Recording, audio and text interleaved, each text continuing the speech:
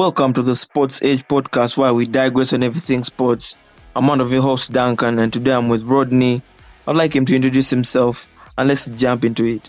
Welcome to the show, guys. I'm your host, Rodney, aka UG Papi. Let's get this. Today's segment, we shall be giving you player comparison or head-to-head, if you can call it that. Two big names are going head-to-head in terms of Bruno Fernandes, Borges, and Martin Ødegaard for Arsenal. We shall be giving you stats from this season, how they've performed this season, going into their first season in the English Premier League, and then rounding it off with their best season as well, give you an overview or our opinions on who we've settled on as hosts. So let's jump into this.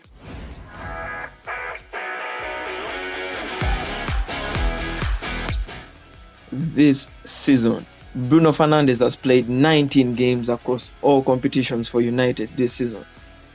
4 goals and 9 assists. 2 of these have come in a Premier League game at home against Leicester, against Chelsea, and the other half was scored in a 5-2 victory against Leicester again in the EFL Cup. I don't know if you guys remember that when Ruud van Nistelrooy was still our coach. That was his first game back as the real first team manager in the EFL Cup. 5 of his 9 assists have been in the Premier League as well, with 2 against Everton, both to Joshua Zirkzee, my guy. The other one would be in the Brentford match, and then Southampton and Leicester as well. In the Premier League, he averages 0.15 goals per match and 544 minutes per goal. In the Premier League, he has 2 goals, 5 assists, 18 shots off target, 38 out of 38, 7 are on target, big chances created at 9. Pass completion is 81.1%. You would say Bruno is really a numbers guy, and he's really that type of player who will try something over and over and over again across the whole game. So it's really no surprise to see most of his numbers up there, because if you're to look at people who play in this position or his counterpart, if I may call him that, they are more graceful with the ball and they rarely give it out. So shifting over to Martin Ødegaard this season. This season you would really call it an injury-ridden season for him, because out of the possible 13 he has played 6, and that's just in the Premier League. So 8 appearances, only 6 in the Premier League, 2 coming in the UEFA Champions League, contributing 1 goal and 3 assists across all club competitions. His 1 goal came in a 5-2 victory over West Ham, with assists in the Premier League, and that 1-1 draw at Stamford Bridge. As well, that 3-0 victory against Nottingham Forest at the Emirates Stadium in November. Another assist in Champions League in the 5-1 win against Sporting Lisbon.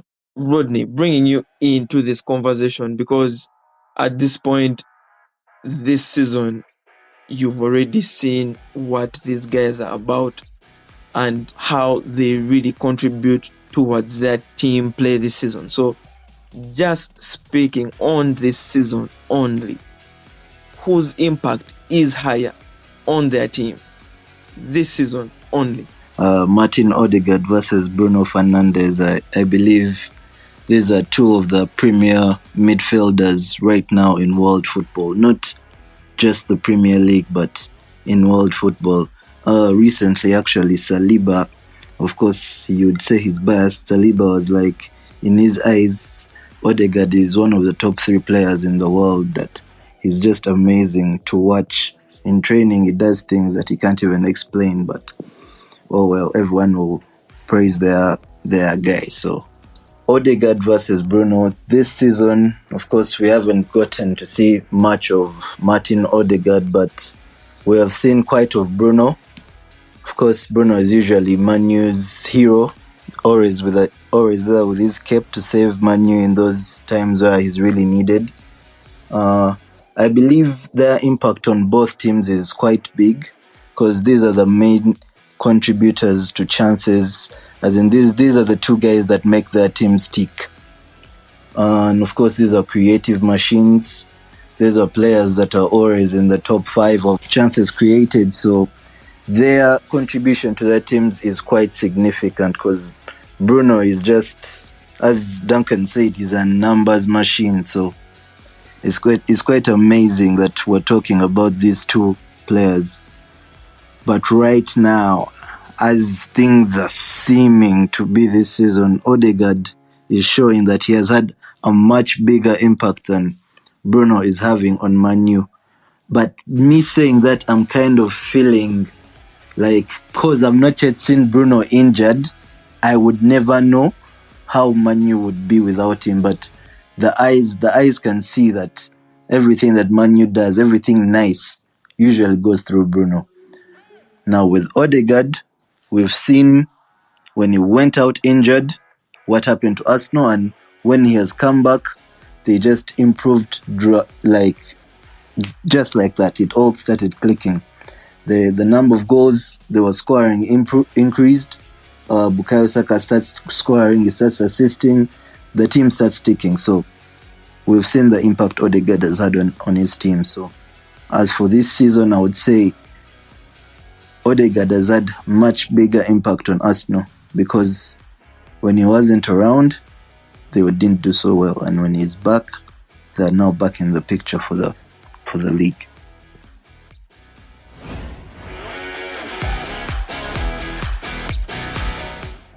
Bruno's first season at United was 2019-2020, in which he had 19 appearances across all competitions, scoring 11 goals, 8 of which came in the Premier League and 3 came in the Europa League. He managed 7 assists in the Premier League that season. Bruno's debut goal came in that 3-0 at home. We blazed Watford 3-0, in which he had a goal and an assist, being a trio of games he had a goal and an assist in the same game. So he was firing in his first season, arguably one of the greatest signings we've had in a January transfer window. So kudos to Ole on that for us. Ødegaard's first season with the Gunners came in 2020-2021, making 20 appearances with 14 coming in the Premier League, 6 coming in the Europa. His debut goal came in that 3-1 away win against Olympiacos in the Europa League, and days later his second in a 2-1 win against Spurs, that London derby, with assists against Brighton and Crystal Palace as well. Arguably, I think Bruno Fernandes is up there with some of the greatest January signings, as I've stated. Very few people could bring numbers that could fit in just those small number of few games he played, and then the output he gave us that season and the impact which he brought on our team.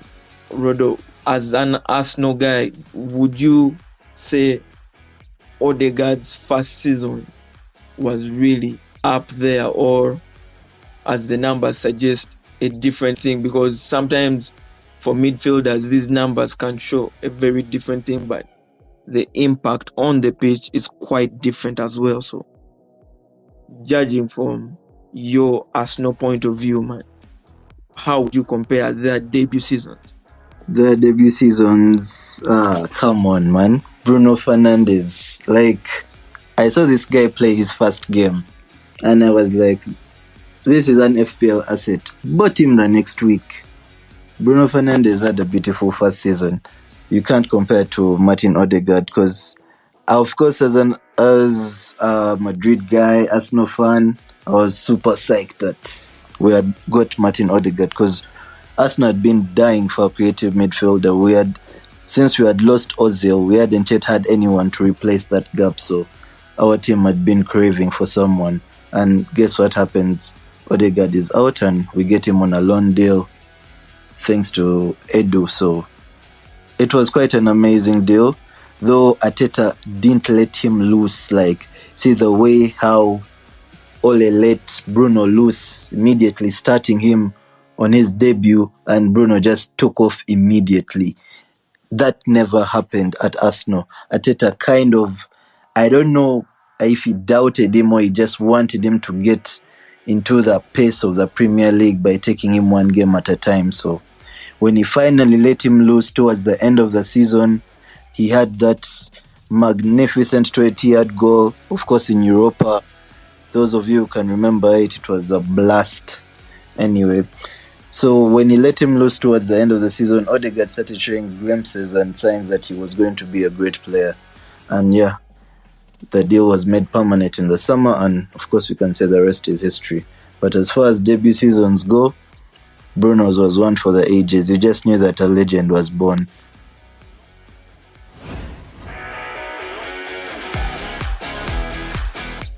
Bruno's best campaign so far for United has been the 2020-2021 season, in which he played 55 matches, having a 40-goal involvement. That's 27 goals and 13 assists across all competitions, with 4 goals in the Champions League, 5 goals in the Europa League. Wow. Only him can do that, because if you're coming from the Champions League and then you drop down into the Europa but still putting up nice numbers, kudos. 18 goals and 12 assists in the Premier League and an assist in the Carabao.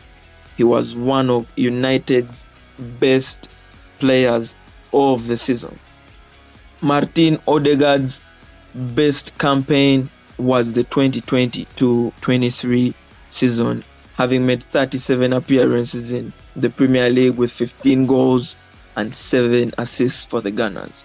He saw no goal contribution outside the Premier League, but was influential in the Gunners' 84-point tally that saw them finish second behind leaders Man City. Pass completion this season, Ødegaard 84%, Bruno Fernandes 78.3%. If the both of these gentlemen are at the peak of their powers and everything is going their way, who do you take?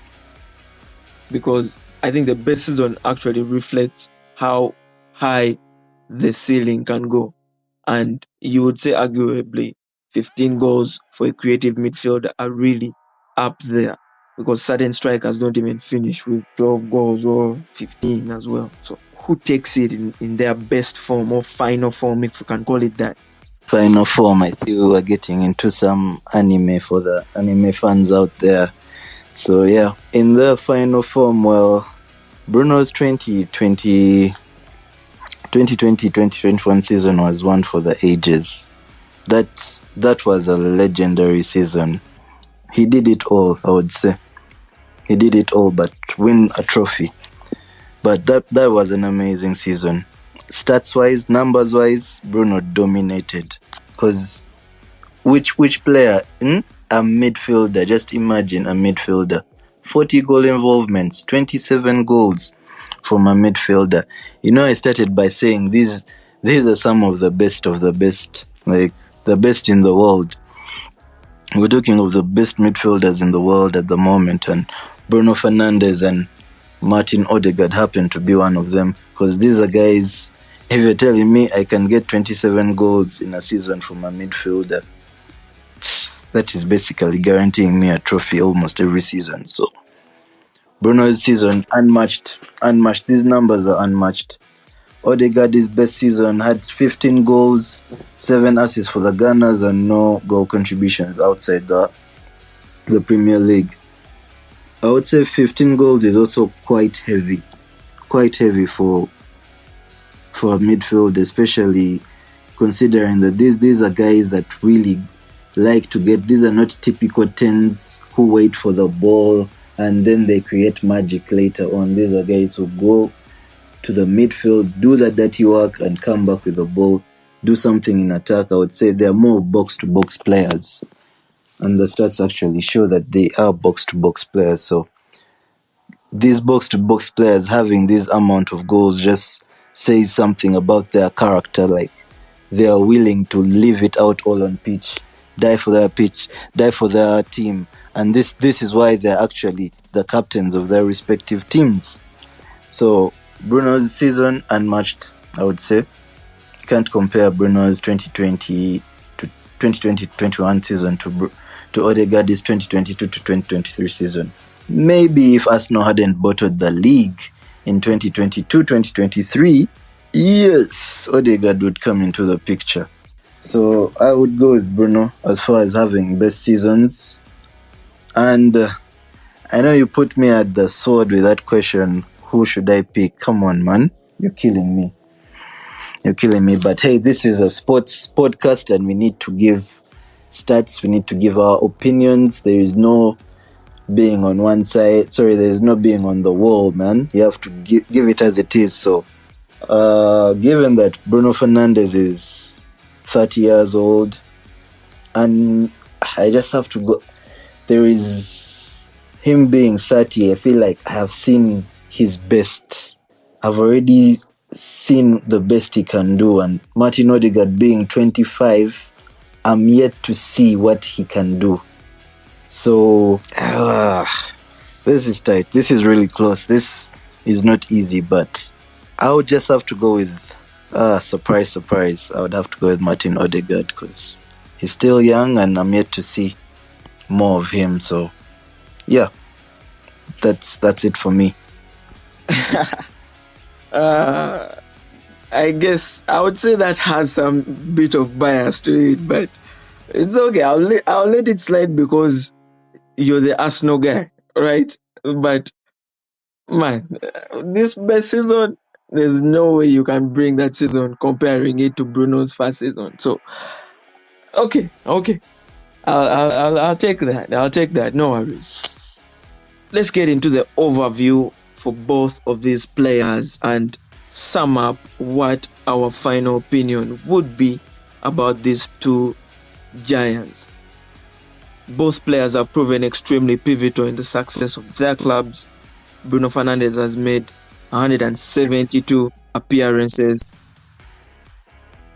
So to conclude our debate today, both of us are just going to shine some light on what we like about both of these players and maybe our final verdict. Bruno Fernandes has made 172 appearances for the Reds with an 102 goal contribution. That's 56 goals, 56 assists. Ødegaard's 128 appearances across the Premier League, 32 goals, 25 assists. That's a 55 goal and assist contribution. Pass completion, Ødegaard is superior, 86.1% to Bruno's 78.4%. Chances created, Bruno has more, obviously. Numbers guy, 100 to Ødegaard's 41. Personally, as a United fan and the way our team works, Bruno Fernandes, I know so many people will have a problem about his wayward passes and impulsiveness in the middle. But if you've played soccer and you've played in a creative role to which your team needs you to create something every time you get on the ball, if you're not as good on the ball, you're better off being that one-touch look-up pass type of player in that position. So I understand Ødegaard's eye test. There's that thing he has, is very graceful with the ball. It's almost like he's caressing it. Off the eye test, Ødegaard is really a beautiful player. But in my team, Bruno Fernandes, all day, goals, assists, he can beat Ødegaard any day, any time. So, Rodney, I don't know what you think, but me, I've submitted on this. Yeah, of course, man. Bruno is a machine. Like, the words you associate with Bruno is machine, monster, madness. As in, those are the words I'm just hearing. And with Ødegaard, it's grace, it's class, it's caressing, like gentle things. So it depends on you, on what you want. Sometimes you can be a guy who wants to go with force, or sometimes you're a guy who wants some finesse in your life. So if you want a bit of finesse in your life, then go with Martin Ødegaard. But if you want some force, if you want to be a machine, I would say Bruno Fernandes is the choice for you. But I'm a guy of finesse. I like some finesse. So I would go with Martin Ødegaard, who has been a wonder kid from the time I was 15. So I'm just happy that he's getting to fulfill his potential. And we are yet to see him at his peak. But I believe we are seeing Bruno's peak. I'm not saying he's declining, because Bruno is just something else with the numbers. His numbers really speak for him. As in, he doesn't have to say much. It's like, check the scoreboard. I'm Bruno Fernandes. So, yeah, that's it for me. I would say Martin Ødegaard, but this is not a very big difference, because I love Bruno Fernandes. I mean, I don't know, when you have a player who gives you good things in FPL, even if he's an opposition player, there's a way you get some attachment to him. So I believe Bruno Fernandes is absolutely one of the best in the world. So it comes down to just a matter of choice. Spoken like a true Arsenal fan on that. You can leave your comments in the section for us later. Follow us on X at sportsage_ and on Instagram at sportsage_. I'm one of your hosts, Duncan, and thank you. I'm Rodney, one of your hosts, aka UG Papi. Thank you for listening. Make sure to leave a comment, guys. Leave a like. We would want to know who you would prefer, Bruno Fernandes or Martin Ødegaard. Are you a guy who likes a little bit of force in his life, or are you a guy who likes a little bit of finesse in his life? Let us know. Thank you.